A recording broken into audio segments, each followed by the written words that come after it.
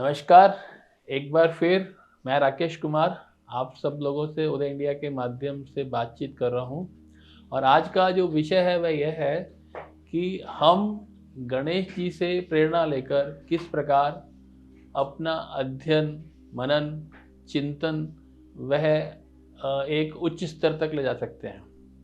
इसके लिए हमें गणेश जी के चित्र पर ध्यान देना होगा। आप जब गणेश जी का चित्र देखेंगे तो आप देखेंगे कि उनके कान बड़े बड़े हैं, मुंह बहुत छोटा सा है और आंखें आधी बंद हैं। तो यहाँ पर हमें विचार करना होगा कि ये क्या दिखा रहे हैं। जब हम गणेश जी को ज्ञान का विघ्न हरने वाला देवता मानते हैं तो उन्होंने ऐसा जो स्वरूप बनाया है, इससे वो क्या हमें संदेश दे रहे हैं। तो बड़े कान ये बताते हैं कि हमें सुनना अधिक है, और जो मुख है उनका छोटा होना मतलब कि कम बोलना है। आंखें जो कम खुली हुई हैं तो वो चंचलता त्यागने की हमको सलाह दे रहे हैं कि एकाग्र रहें। आप जितने भी मनुष्यों को देखेंगे, गौतम बुद्ध हो, सबकी आंखों में एक आपको शांति, स्थिरता और इधर उधर ना झपकना, ये सब दिखेगा आपको। तो ये जो चीज़ें हैं, इनसे जब हम देखते हैं तो हमें पता लग जाता है कि एकाग्र चित्त करने के लिए हमें हमारा इष्ट क्या संदेश दे रहा है। फिर जो मैं हमेशा अपने माता पिता से पूछता था कि भाई मुझे स्कूल में जब दाखिला कराया गया तो उससे पहले गणेश जी की पूजा करवाई गई।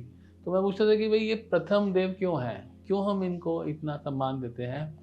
तो इसका उत्तर मुझे बाद में जब एक बार मैं महाभारत के प्रकरण में पढ़ रहा था तो वहाँ पर महाभारत का लिखना जब पूर्ण हो जाता है तो व्यास जी उनसे पूछते हैं कि मैं सोचते सोचते थक गया, बोलते बोलते थक गया, और आप निरंतर लिखते रहे और आपने कोई विश्राम नहीं किया, तो आप यह सब कैसे कर पाए। तो गणेश जी उसका उत्तर देते हैं उनको कि मनुष्य की ऊर्जा का ह्रास 3 प्रकार से होता है।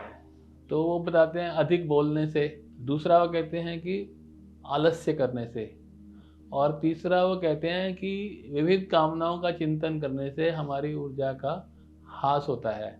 तो जिस दिन मैंने आपकी इस ग्रंथ को लिखने का काम लिया, उस दिन के बाद से मैंने ये तीनों कार्य नहीं किए। तो अगर हम विद्या में, प्रोजेक्ट में, कहीं पर बहुत बड़ा कार्य करना चाहते हैं तो हमें ये ध्यान रखना होगा कि हम उस समय में यथासंभव मौन को धारण करें। क्योंकि जब हम किसी को कुछ बोलते हैं तो उसका उत्तर मिलता है, उत्तर अनुकूल नहीं होता तो मन में दुख होता है। हम किसी को हर्ट करते हैं तो इससे क्या होता है, विवाद होता है, और विवाद से हमारी एकाग्रता भंग होती है। इसी प्रकार से जब आलस्य करते हैं तो और अधिक आलस्य करने की इच्छा होती है।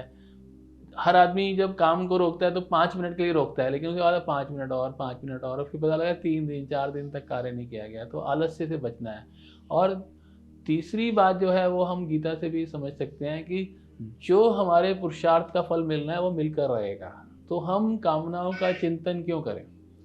तो इन 3 कार्यों को करने से हम अपने कार्य में बहुत आगे बढ़ सकते हैं।